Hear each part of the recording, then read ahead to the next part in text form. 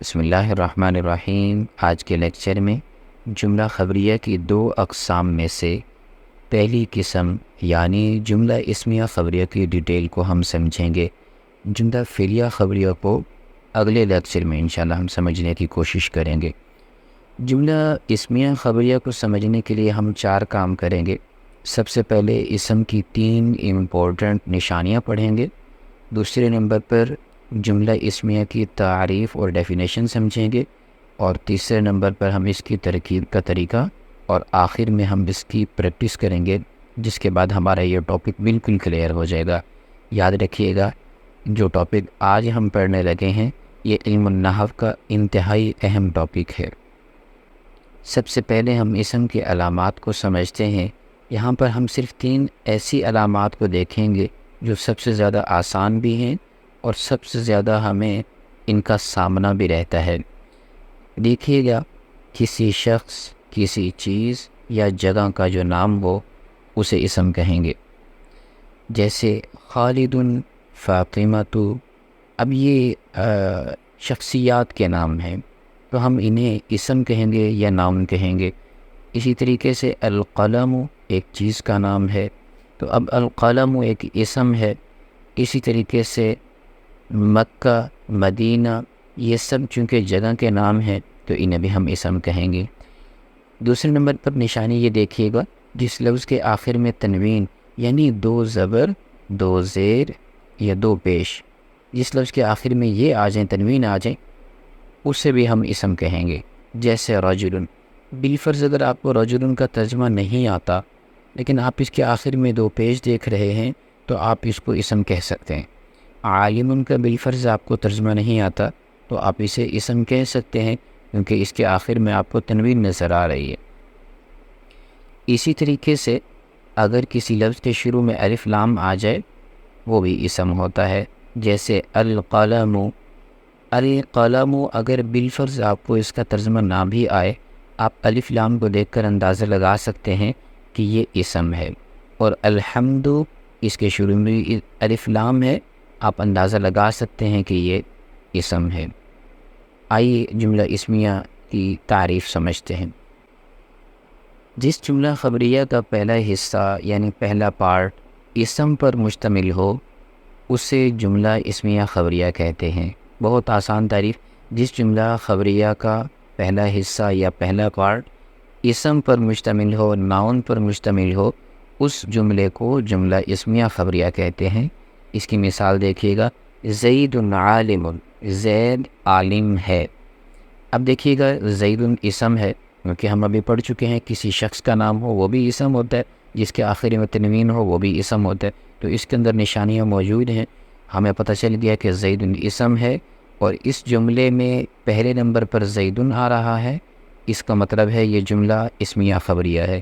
دوسری اگزامپل دیکھیے گا، الطالب حاضر، طالب علم موجود ہے۔ اب اس میں پہلے نمبر پر اسم آ رہا ہے، ہمیں اس طرح پتہ چلا کہ اس کے شروع میں الف لام موجود ہے، ہمیں پتہ چل گیا الطالب اسم ہے، لہٰذا یہ جملہ اسمیہ خبریہ بنے گا۔ یاد رکھیے گا، جملہ اسمیہ خبریہ میں ہم نے صرف یہ چیک کرنا ہوتا ہے کہ پہلے نمبر پر اسم موجود ہے، آگے فعل آتا رہے، کچھ بھی آتا رہے، آپ کو اس سے کوئی سروکار نہیں ہونے چاہیے۔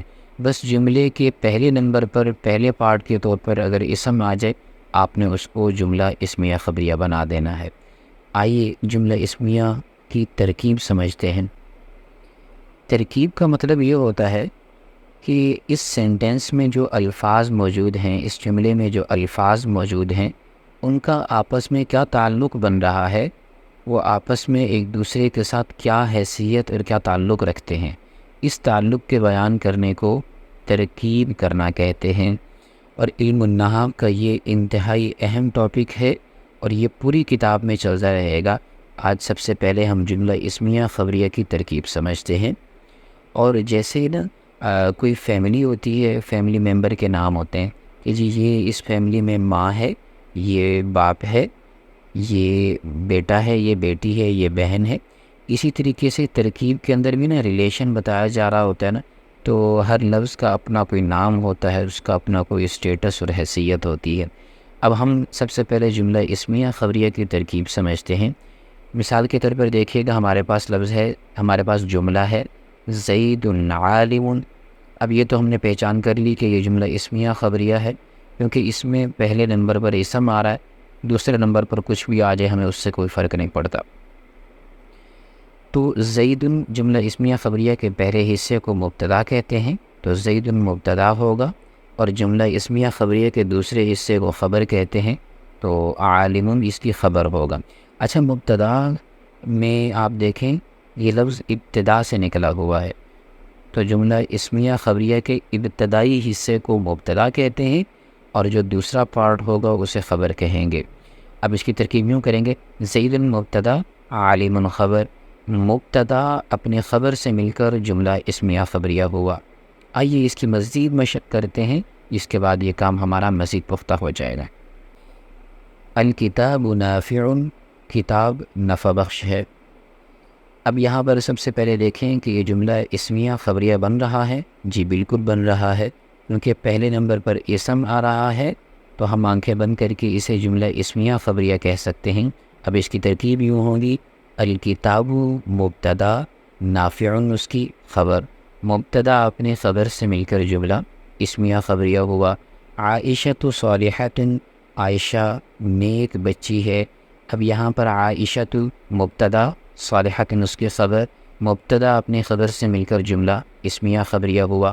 اسمیہ خبریہ اس لیے ہوا کیونکہ عائشۃ اسم ہے، شخصیت کا نام ہے، ہم اس جملے کو جملہ اسمیہ خبریہ بنائیں گے۔ اسی طریقے سے یہ ایک مثال دیکھ لیجیے، الولد یقرأ، الولد مبتدا، یقرأ آپ اس کو خبر کہہ لیجیے۔ ابھی تک آپ اس کو صرف اتنی ترکیب کریں گے، الولد مبتدا، یقرأ اس کی خبر، مبتدا اپنے خبر سے مل کر جملہ اسمیہ خبریہ ہوا۔